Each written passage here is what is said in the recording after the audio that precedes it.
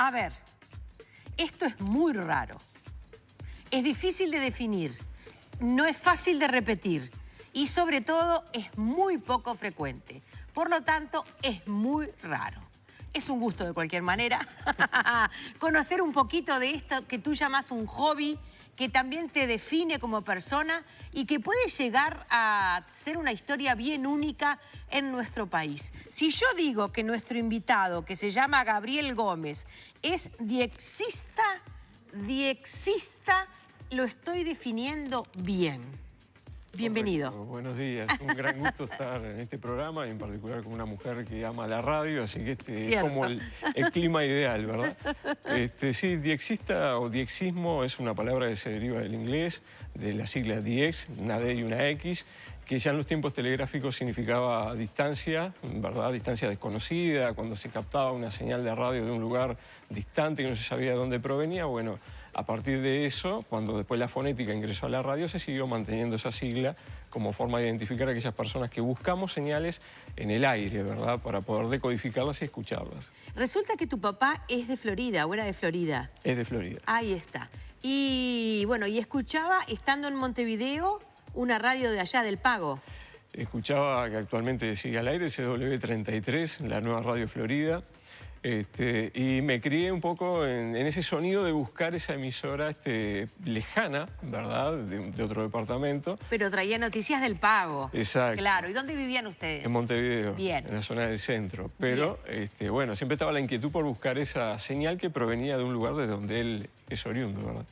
Y ahí, una noche te fuiste a acostar y cometiste un error sin darte cuenta que era un error. Claro, eran mis 15 años y me había autorregalado un radiograbador, ¿verdad? Que en aquella época un radiograbador con cassette era como lo máximo. Una ¿no? nave. Oh, por Dios. Entonces en la noche, procurando apagarlo, lo paso de las siglas que tenía en vez de on-off, lo paso de MW, onda media, FM, frecuencia modulada, a una cosa que era SW, que no me di cuenta, que era onda corta. Y escuché allí una señora con un boletín de noticias de carácter internacional. Bajito. Bajito. Hablaba bajito. Que me hizo acordar aquella radio de Florida. Entonces, bueno, me quedo allí en la frecuencia para escuchar a ver de qué departamento podía ser. Y dijiste, sí, no solo captamos Florida, con este aparato que me compré, esta señora debe ser de... y cuando dice de dónde es, de la República Democrática Alemana, que era Radio Berlín Internacional en su servicio en idioma español para América Latina. Era la internet de hoy en día, la onda corta, ¿verdad? Los gobiernos, y más en tiempos de Guerra Fría, tenían un uso de la onda corta para llegar a todo el mundo. Después me enteré que existiría también del otro lado de Alemania radio, la Deutsche Welle, la voz de Alemania, de la República Federal Alemana. Bueno, y a partir de allí todo, el espectro que se abrió, Sudáfrica, con un uruguayo que era locutor, Carlos Pravia, Radio Moscú, La Voz de América, Francia, en fin, Angola, infinidad de países que comenzaron a acompañarme cada noche, porque era la hora que mejor se propagaban esas ondas de radio. Bueno, antes de dormir recorría emisoras de radio que para el resto no existían, porque como le dije anteriormente, era la internet de hoy, estar en contacto con el mundo y gobiernos que querían transmitir sus mensajes. Ir a Sudáfrica, la continuidad del apartheid con de Klerk, con Mandela, preso aún. Si eran las Alemanias y Estados Unidos, bueno, el eje que se había formado. Si era Moscú, Cuba, bueno, sus ideas tras la cortina. Bueno, todas esas cuestiones que se daban, uno las vivía en el dial y las vivía al escribirle a las radios, porque daban su dirección, uno en aquel momento mandaba la carta, tenía que esperar que regresara, y a veces con cosas muy, muy interesantes, como me llegó a enviar la entonces República Checoslovaquia, hoy República Checa y Eslovaca, la Constitución de la República Eslovaca en idioma español, por ejemplo, que no sé si me era muy útil. Que debe ser la única que hay en Uruguay. Pero bueno, bueno. ¿La conservas todavía? Sí, mucho material, mucho material. Vamos a la presentación que hemos preparado. Ya les quedó claro que hay acá una historia muy única, muy particular, y en la que de repente ustedes también quieren hacer preguntas. Nosotros hemos preparado esta presentación para nuestro invitado, que se llama Gabriel Gómez, pero está aquí no por su historia familiar, sino porque se convirtió en diexista.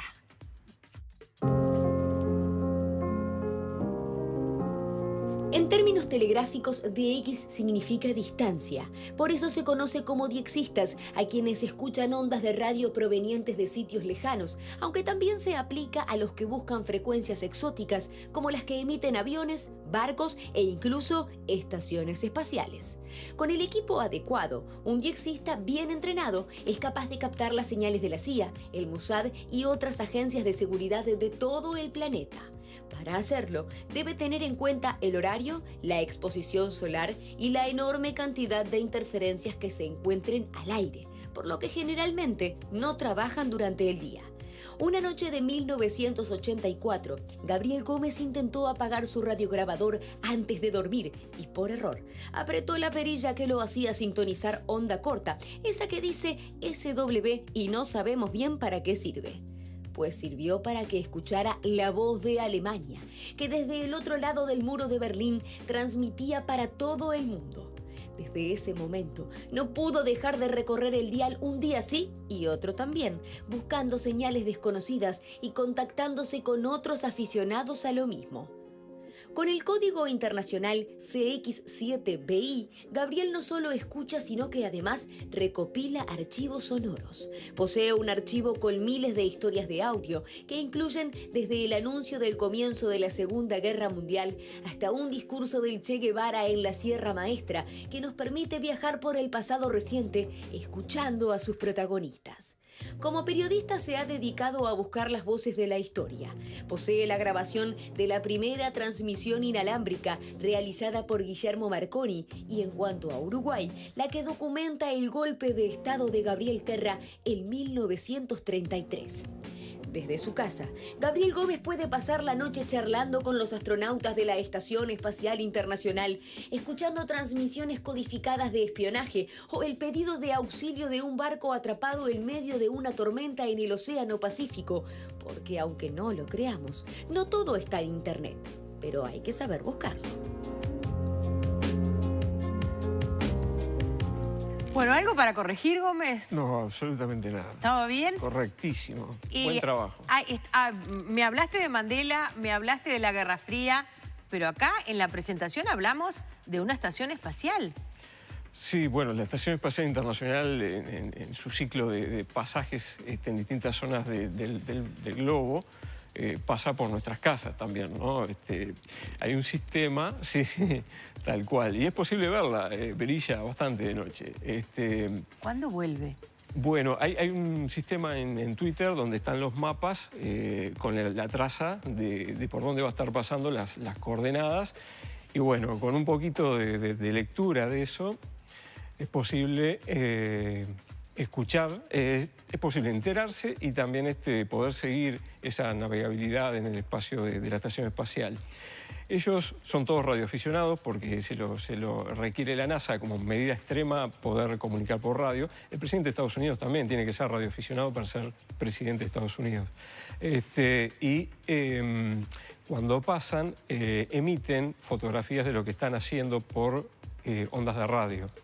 Ondas de radio que uno puede captar con un receptor, con una aplicación del celular próxima al receptor, uno va bajando ese sonido. Cuando empieza a aparecer en el horizonte, uno gira la antena hacia donde ve ese brillo ya de la estación espacial y empieza a sentir un zumbido. Ese zumbido en realidad se transforma después en fotografías, en imágenes de lo que están haciendo o lo que han hecho ese día. Eso enviado después a la NASA implica que uno la escuchó. Es decir, decodificó esas fotos. Claro. Y la NASA me ha enviado un diploma que certifica así, que un aficionado de Montevideo ha estado persiguiendo la estación espacial para captar su mensaje. Y eso no es secreto, es decir, eso no es un secreto de Estado. No, hay pocos secretos igual hoy en día. Sí, creo que sí, que tiene razón. Pero usted sabe que no es tomado como un secreto, sino que es tomado como parte del entretenimiento también de los astronautas cuando están tanto tiempo confinados en un espacio tan reducido. Inclusive en algunos días ellos optan por transmitir, tienen un pequeño equipo de radioaficionados, y bueno, es cuestión de estar en el momento oportuno para poder hablar con ellos, ¿no? Hablando de pequeño equipo, sobre nuestra mesa de trabajo, los compañeros camarógrafos les van a mostrar lo que yo les diría son dos radios, y con todo respeto por las marcas que cada una de ellas tienen, yo les diría cualunques. Dos radios súper... Esa es menos cualunque porque tiene una cantidad de numerillos que me impresionan más. Pero quiero decir, no estamos hablando acá ni de aparatos enormes, miren el porte que tienen en relación a nosotros que estamos aquí en tiempo real. ¿Y con esto qué hace usted? Bueno, esto encendido en las frecuencias adecuadas. Primero que nada, son radios comunes. Son radios que son de venta libre en el mercado y con los datos suficientes, es decir, de horario, de frecuencia, de tener alguna antena de repente que se hace caseramente. No me diga que hace antena con rueda de bicicleta porque ya... Son bastante similares. Son bastante similares. El uruguayo veo que es muy, muy creativo. Lo tengo claro. Y bueno, y nosotros reconvertimos algunos materiales, pero bueno, se puede. Hay equipos mucho más grandes que también dispongo, pero con estos equipos, yo yendo a la costa, por ejemplo, con el termo del mate, no llevo caña de pescar, pero pesco radios, ¿vio? Entonces trato de escuchar lo que llega al mundo, lo trato de escuchar. A veces es Afganistán, a veces es Estados Unidos, a veces es Argentina, a veces es el interior de Uruguay, a veces es la Antártida, pero bueno, hay estaciones en la Antártida también. Argentina tiene una emisora, Radio Arcángel San Gabriel, que transmite todos los días y que se escucha acá en Montevideo. Las Islas Malvinas también tienen Las radio. Malvinas, por ejemplo. Vamos a un hecho bélico que está cerca de nosotros, geográfica e históricamente. En las Malvinas, ¿se adelantó alguna noticia? ¿Usted pudo captar cosas que todavía no sabíamos? Bueno, escuchando la BBC, la mañana del 2, previo al 2 de abril, la BBC ya informaba en idioma español que era posible que las Islas Malvinas fueran invadidas por tropas argentinas, que ellos tenían esa información clasificada y la daban a conocer al mundo, y de hecho a pocas horas se produce el desembarco de las tropas argentinas. Los medios de comunicación en cualquier guerra son un objetivo, ¿verdad? Y un objetivo fue la FIBS, la Falkland Island Broadcasting Station, que transmite en 530 kHz, casi que a la izquierda del dial, y fue tomada por soldados argentinos, y a partir de allí, en un acto de soberanía radiofónica, digamos, comienza a transmitir LRA 60, Radio Nacional Islas Malvinas, que se escuchaba acá en Montevideo. Es como plantar la bandera, ¿verdad? Sí. Tomar la radio e izar su propia voz. Y comenzar a dar su mensaje. Inclusive el gobernador de las islas también transmitió, llevando calma a las islas, que no salieran de sus casas, que quedaran allí, que habían sido tomados por las tropas argentinas. Y de ahí en más se genera toda una situación radial también en aquel momento, porque el gobierno británico quería transmitir su mensaje de desmoralizador hacia Argentina y hacia los soldados que estaban en las Islas Malvinas. Claro. Confiscan unos transmisores Margaret Thatcher en la isla Ascensión, porque la BBC, cabe decir, se mantuvo al margen del conflicto, siempre fue muy objetiva y no quiso participar de unas transmisiones propagandísticas, pero bueno, Margaret Thatcher confisca allí los transmisores, comienza a transmitir una emisora que se llamó Radio Atlántico del Sur, y Argentina puso su contraparte en inglés en Mendoza con el nombre Radio Liberty. Las dos tenían como tendencia un fin propagandístico Se enfrentaban entre sí. Sí, los mensajes eran enfrentados entre sí. ¿Y Margaret Thatcher confisca una onda de la BBC? Un sitio retransmisor en la isla Ascensión, en el Atlántico Sur, por la proximidad a las islas, y de ahí sale esta emisora representativa del oficialismo británico. No implicaba la posición de la BBC, que es un medio que se mantiene por impuestos públicos, entonces no querían tomar un partido político, digamos, en esa confrontación. ¿Usted duerme? A veces sí, cuando es muy necesario. Pero hoy en día también la radio sigue estando vigente. No, está claro, pero para captar todo esto tiene horarios delirantes. Y si está pasando la Estación Espacial Norteamericana, estoy segura que usted no va a dormir. A veces, para sorpresa de los vecinos, ven una persona con una radio, como moviendo unos alambres en la azotea. No entenderán muy bien qué hago, porque nunca cuelgo ropa en los alambres. Pero bueno, son antenas que utilizo para poder justamente escuchar este tipo de transmisiones. El mundo está complicado en este momento. Yo me acabo de enterar por usted que Donald Trump es radioaficionado. Sí, todos los presidentes de Estados Unidos tienen que serlo. Es como una medida de seguridad extrema, ¿no? Que ante una situación muy acuciante pueda... ¿Será mismo? ¿Habrá salvado el examen? Ojalá que sí. Ojalá que sí. Todos tenemos que dar un examen para hacerlo. Sí, ¿verdad? Sí, acá en Uruguay también, una preparación, un curso, y se entiende que estamos después preparados para asistir y auxiliar o apoyar a las fuerzas que tengan que ver con la navegación. Yo hablo con mucho respeto por el radioaficionado, lo que pasa que lo de Donald Trump fue como un shock para mí. Digo, hablo con mucho respeto porque sé en nuestro país, en temas de inundaciones, el tornado de Dolores, por ejemplo, todas esas circunstancias han sido, bueno, donde ustedes se han revalorizado en su trabajo, ¿verdad? O hemos puesto una mirada muy agradecida por el trabajo de ustedes, que además a ustedes les sale como la temporada, porque ustedes toda la vida son así. Sí. Pero cuando se suceden esos hechos es cuando toda la sociedad los mira desde otro lugar. Claro, no es lo que buscamos en realidad, pero a veces cuando los pescadores también artesanales se pierden, lamentablemente, somos una forma también de estar atentos a una transmisión que pueda llegar desde esos barcos, ¿no? Qué interesante, dice Mónica. Yo también tuve ese error y escuché durante muchísimas noches en mi adolescencia conversaciones raras. Dejé de escuchar una noche que pedían auxilio desde un barco y me causó una gran angustia no saber qué hacer. Somos una generación que nos criamos con la radio. Muchos saludos. Bueno, muy amable, muchas gracias. Que se sume al grupo. Excelente entrevista, dice aquí esta televidente que se llama Luján. Felicitaciones a Gabriel y su pasión. Como espectadora me hizo conocer un mundo desconocido que ahora me intriga. ¿Cuántas cosas por descubrir? Dice Luján y pone un par de emoticones de manitos que aplauden. Me encanta este mano a mano. Felicitaciones, muy linda la entrevista. Imponente, dice Vivian. Sí, es imponente pensar que está todo ese mundo detrás de eso que para nosotros de repente es un ruidito. Ahora, usted me dice que los astronautas que están en una estación espacial transmiten en inglés. Transmiten en inglés. Bien. Sí. A veces se da el hecho que se puede coordinar la presencia de un equipo de radioaficionado, como los que también dispongo, que me permiten hablar y escuchar también, ¿no? No solo escuchar como estos que hemos mostrado. Y bueno, a veces hay coordinaciones, en algún colegio se logra instalar una antena, un transmisor, y cuando la estación espacial está cerca, hablan con los alumnos, ¿no? Y eso está bueno porque digamos, dispara la creatividad, pero también el interés por la ciencia, por la tecnología, claro, por estas cosas. Para un adolescente hablar con una estación espacial, digo, para uno es una cosa maravillosa, pero en esa etapa en la que uno está eligiendo qué hacer con su vida, me parece que puede ser un detonante, muy interesante. ¿Usted escuchó al Mossad? Digo porque quiero saberlo rapidito por si me lo llevan ahora, cuando salga de acá del estudio. Esperemos que no, porque tengo poca cosa para contar.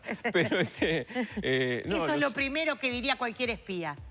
Tengo poca cosa para contar. Tengo que cambiar el discurso. Yo creo que no sirve esa respuesta. Bueno. No, claro. No sé nada, es algo que no vale la pena decir. Tienen que empezar a canjear información de a poquito. Bueno, es un buen dato, lo tendré en cuenta. Pero, claro, evidentemente, decir, en estos tiempos y hoy en día, a esta hora, China, Estados Unidos, Cuba, bueno, en Medio Oriente, Israel, lo que puede ser la zona de Gaza, los servicios de espionaje no se pueden movilizar con teléfonos satelitales por razones obvias. Porque los escuchan. Los escuchan, los identifican y los atacan. Pero por otro lado, también eso marca su posición. Y tampoco es seguro acceder a un correo electrónico o a un teléfono. Por supuesto. Por los lugares que ocupan muchas veces en sedes diplomáticas o a nivel de gobierno, espías. Estos receptores de radio que mostrábamos hoy, que son muy portátiles y que no llaman la atención en una valija, permite que cualquier espía lo tenga. Hay estaciones de radio que transmiten durante un año el mismo mensaje, mensajes que son numéricos. Para hacer un ejemplo, por 3, 2, 1, 0, 4, son una serie de números que se terminan, hay una pausa y se repite la misma serie de números si uno toma nota. Eso lo que hace es que cualquier espía en el mundo, en China, en Estados Unidos, en Cuba, encienda la radio, ponga la frecuencia que él ya sabe qué frecuencia es, y una noche cualquiera que tenga la suficiente tranquilidad e independencia para poder hacerlo, bueno, detalle esos números, que es criptografía, lo pueda desentrañar y acceder a un mensaje que puede ser banal o no, o a veces implica temas de seguridad nacional. Y le doy un ejemplo de hace algunos años. La agrupación Hermanos al Rescate, que está en Miami, solía sobrevolar territorio cubano para tirar panfletos contra el gobierno de los Castro. la CIA en determinado momento accede a este tipo de criptografía y se entera que desde Cuba se había emitido señales de número hacia Miami, alertando a sus espías de que no volaran ese día porque iban a ser derribados, que volaran otros de la agrupación Armados al Rescate, pero no puntualmente ellos, porque la orden del gobierno cubano era derribar una de las avionetas por lo menos, que así pasó y fallecieron quienes iban en ella. Pero bueno, más aquí en el tiempo y en la situación de enfrentamiento China-Estados Unidos, es muy frecuente, han resurgido estas emisoras de radio en dialectos chinos, en inglés e incluso en español. ¡Wow! Usted es un hombre rarísimo. Sí, me lo dicen todo el tiempo. Pero bueno. ¿Hay otros como usted? En el mundo existimos algunos. No, en Uruguay. En Uruguay yo le diría que con este nivel que uno pretende alcanzar, sí. No, por ahí sí gente que escucha eventualmente o que se distrae un poco a veces escuchando porque tiene equipos para hacerlo, pero que se dedica a investigar, archivar y recopilar información, grabaciones, y que intercambie grabaciones con personas que están en otras partes del mundo sobre estos temas, hoy facilitado por internet, pero con la radio como objetivo, son pocos. ¿De qué vive? Bueno, yo trabajo en otra cosa que no tiene nada que ver con esto, y esto es un pasatiempo, ¿no? Que sí, hace pero muchos lleva años. mucho tiempo. Lleva mucho tiempo, pero ¿qué implica? Que yo en mi auto ando con los equipos encima y si tengo un mate cerca, una linda vista de la Rambla y puedo poner mi antena, que bueno, a veces hay que ver en qué lugar, porque estaba lloviendo un día y me estaciono cerca de las palmeras que están en la Embajada de Estados Unidos. Y pongo la antena en el techo, o sea, como es imantada, la tiro para arriba del techo, bajo el cable, cierro la ventanilla porque llovía y veo una camioneta negra que se me para al costado y, bueno, yo tengo los permisos que otorga la Unidad Reguladora del Servicio de Comunicaciones para hacer este tipo de tarea, porque hice el curso que le mencionaba, pero, bueno, cuando me identifiqué no hubo problema, pero después me di cuenta, dije, solo yo vengo a parar acá a escuchar radio con una antena que llamó la atención. Los señores que están adentro de la embajada salían como hormigas, así. Me dijeron, quédese, no hay problema. Una vez que le digo, no, el error fue mío, no los voy a complicar a ustedes con su trabajo, y me fui a otro lugar un poco más tranquilo. Ay, se hubiera quedado. Me fui frente a la embajada rusa. Pero, además, si uno pasa por la embajada de Rusia, sí. Hoy en día va a haber una serie de alambres. ¡Atención! Alambres que hay 2 mástiles y alambres circulares que van de un lado a otro. Esa que es una no antena... es una centina de esa, no. No, eso es una antena para escuchar onda corta, precisamente, ¿no? Hoy en día. O sea que los rusos nos están escuchando. Quise visitarlos, pero nunca se contactaron conmigo. Yo les escribí de lo que hacía y que me interesaría ver esa antena un poco más de cerca, y digo, pero evidentemente no se dieron por enterados, ni siquiera de pero sabían de que usted se había contactado con Norteamérica. Les mandé una foto desde afuera, de que había estado afuera, y que sabía qué antena era, si me permitían la facilidad de ingresar, pero no se dio la oportunidad. ¿Hay otra antena como esa en Uruguay o es la única? Que yo haya visto, no. A veces pueden estar muy bien camufladas también, ¿no? Esa, sin embargo, está a la vista de todo el mundo. Sí, o sea, que no pretenden pasar desapercibidos. No. Quizás hasta tenga como un sentido decir, miren que tenemos la antena. De repente no está en uso, ¿verdad? Quedó como algo del pasado, pero yo pienso que puede estar en uso, sí. Espere que tengo una cantidad de comentarios acá y no los puedo incorporar con esta tablet. Voy a cambiar y pasarme al celular. Todo esto es muy loco, ¿no? ¿Usted está acostumbrado a que lo miren así como diciendo, qué raro todo? Cuando yo digo que escucho radio, como al principio de la conversación, de tiempos de Goebbels en la Segunda Guerra Mundial, porque hay que ver que todo esto surge como propaganda política en aquel momento, cuando Goebbels dice, bueno, la radio puede servir para comunicar ideas, vamos a darles a los obreros una radio de regalo cada vez que cobren su salario en tiempos de la Alemania nazi. Les obsequia una radio, ¿verdad? Y los obreros contentos porque podían acceder a entretenimiento, cultura, diversión en su casa con un aparato. Lo que ellos no sabían, y que Goebbels y Hitler sí, era que esos receptores de radio tenían una sola frecuencia que se podía escuchar, que era la del nacionalsocialismo. Por lo tanto, eran bombardeados día a día con información ideológica. Entonces, la radio siempre ha estado desde los primeros tiempos. Cuando yo cuento esta parte es aburrida. Ahora, cuando yo le digo a un joven, cuando pasa a la estación orbital, yo la puedo escuchar, bajo las fotos y entro en contacto con ellos, ahí es como que, bueno, aquel loco que escuchaba radios de antes, bueno, no, pero ya es un capo de la tecnología, entonces... y ahí cambiamos un poco el semblante. Beatriz dice que haber conocido al padre Molas hace 50 años. Fue un salesiano del Colegio Pío, en Lezica, y era radioaficionado. Y para los jóvenes era todo como muy misterioso. Era un sacerdote radioaficionado. Efectivamente, sí, fue muy activo y hizo mucha docencia a través de la radio también. Porque al tener un transmisor, como usted bien señalaba, y el televidente también, muchos jóvenes se acercaban y entraban en contacto con personas de distintas partes del mundo. Era muy integrador la radio como radioaficionado, porque yo de repente hablaba con usted 1 año y medio y yo no sabía si usted era negro, si era judío, si era menos válido, lo que fuera, pero yo me hacía amigo de usted y cuando lo conocía me llevaba la sorpresa de decir, pero no era la imagen que yo tenía, pero no se cortaba la amistad. Y hoy en día, por internet, somos mucho más selectivos, creo, y seleccionamos las personas con las que nos queremos comunicar. En aquel momento nos unía únicamente una pasión por la radio. También ahora, hoy en día, por internet intervienen los algoritmos, ¿verdad? Y en esto capaz que no intervenía nadie. Salud, yo de chica escuché la NHK, Y Radio VA DVD a Moscú, y cuando los tsunami, fui de recomiendo a NHK para saber, porque somos del Cerro y amigos de los nos volvimos amigos de los japoneses y nos preocupamos. Sí. Bueno, me quedó una... No, está bien, se lo decodifico. Gracias. NHK es la emisora del Estado japonés y transmite en varios idiomas, entre ellos el español, y se le escucha aquí en Montevideo. ¿Transmiten en español? Claro, no, yo todas las radios que he mencionado transmiten en español. Escúcheme un poquito, y con esto del coronavirus, ¿usted puede llegar a tener acceso a algo de información? La información es oficial, más que nada, la que se conoce, ¿verdad? Sí, claro, y además es precisamente, ha sido acusada de ser minimizada. Minimizada y muy selectiva. Y a veces el contactar a alguien en un país que está en esta situación es comprometerlo, ¿verdad? Por último, alguien que pregunta lo que yo pensé que de entrada iba a pasar en mucha gente. ¿Alguna vez ha podido escuchar alguna frecuencia que pudiera catalogarse como extraña o sobrenatural? ¿Tiene premio la respuesta? No, no tiene premio. Igual la voy a decir.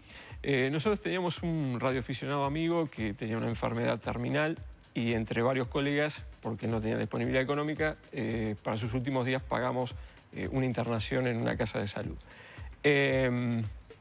Una noche estábamos comentando esto, tenemos que juntar el dinero por señales de radio, ¿no? Y entró una señal muy particular, porque a todos nos llegaba con el máximo posible de señal, y eso no es imposible cuando las estaciones están muy distantes. Nos llamó a todos la atención. Bueno, él dijo ser un hermano superior, que él tenía la forma de hacerle ver a esa persona lo que había más allá de la muerte y que no nos hiciéramos problema. Que habían dos caminos: o nosotros pagábamos una ambulancia y lo llevábamos a la estancia Anchorena y él se encargaba de ingresarlo y sanarlo, y en otro caso él se podía comunicar con esta persona y explicarle que había más allá de la muerte y que no iba a temer por la muerte. Bueno, nosotros no dimos ninguna respuesta concreta, lo tomamos, después conversamos sobre la señal y el tono de la conversación, ¿no? Cuando fuimos a visitarlo ya había estado esta persona, y lo que este radioaficionado nos dijo, que lo que había hablado con él le había demostrado determinadas cosas, que ya no le tenía miedo a la muerte y que quería que lo dejáramos ir. Y en definitiva fue así, pero cuando hablamos con la gente de la casa donde estaba sobre los datos, era una persona muy alta, muy blanca, que hablaba perfecto español, pero que con esta persona no habló en español. No se comunicó verbalmente, se comunicó de otra forma. Y quedamos todos muy sorprendidos con eso. ¿Pero verbalmente se comunicó? No. ¿Con su sola presencia? Sí, de otra manera se entendieron. Y eso nos llamó mucho la atención a todos. Primero por la señal, que era muy fuerte a todos los que estábamos en el país. Y segundo por... no sé qué clase de mensaje le dio, que esta persona tuvo mucha esperanza en esa partida, ¿verdad? Nosotros nos dejó muy felices en ese sentido. Les dijimos que no iba a ser común, les dijimos que iba a ser hasta raro, pero realmente ha sido especialmente disfrutable este mano a mano. Gracias por venir. Por favor. Si yo lo veo en la Rambla con esa radio, digo, es un pescador. El otro día un niño me preguntaba, porque tenía un trípode como los de cámara de fotos, con una antena para poder girarla y una radio con auriculares, y me dice un niño que viene con el papá y dice, pregúntale. Entonces viene el niño, y yo pensé que me iba a preguntar el nombre, porque todos los niños le preguntan a uno cómo se llama. Me dice, ¿qué está haciendo? Le digo, no, yo acá escucho las ballenas, le dije. Por decirle, no le iba a empezar explicar con todo esto. Y dice, qué interesante. Dice el niño, a mí me gusta mucho escuchar las ballenas, verlas. Entonces, a veces tengo que salir con respuestas que son más simples que todo lo que le he contado a usted. Sino, no sé si termino mis días sin un chaleco, ¿verdad? Enchalecado. Claro. Quédese tranquilo, nosotros le haya una llevaremos radio algo dulce. y una radio. Y una radio. Gracias por haber venido. Favor, Gabriel Gómez es diexista, algo que hemos tratado de explicar y desentrañar. Y por cierto que creemos en esta semana de carnaval haber tenido un abordaje interesante. Hay mucho tiempo para el ocio en esta semana. Mucha gente tiene libre. Bueno, capaz que es tiempo de explorar entonces ese rinconcito del dial donde dice, ¿qué onda? Onda corta, pero también onda media, donde se escuchan las radios habituales. En FM, cuando hay tormentas eléctricas, se escuchan radios hasta de Centroamérica y se escuchan los planetas, porque cada planeta tiene una frecuencia de radio que también es posible de escuchar acá en el planeta Tierra. ¿Se escuchan los planetas? Sí, Júpiter, Neptuno. ¿Y usted los distingue porque hablan distinto? No sé si hablan distinto, pero suenan diferente. Maravilloso, realmente raro, interesante, movilizador. Ha sido un gusto tenerlo con nosotros. Muchísimas gracias. Y bueno, y llévelos porque yo no sabría qué hacer con estas radios. No, más que con la mía. Usted es muy creativa, ya va a encontrar la forma. Yo tengo una muy simpática, pero que es vintage. Simula ser una de las viejas. Bueno. Gracias por este mano a mano. Gracias por esta historia de vida increíble. Gracias porque esto sigue, ¿eh? Gracias por haber venido. Las órdenes.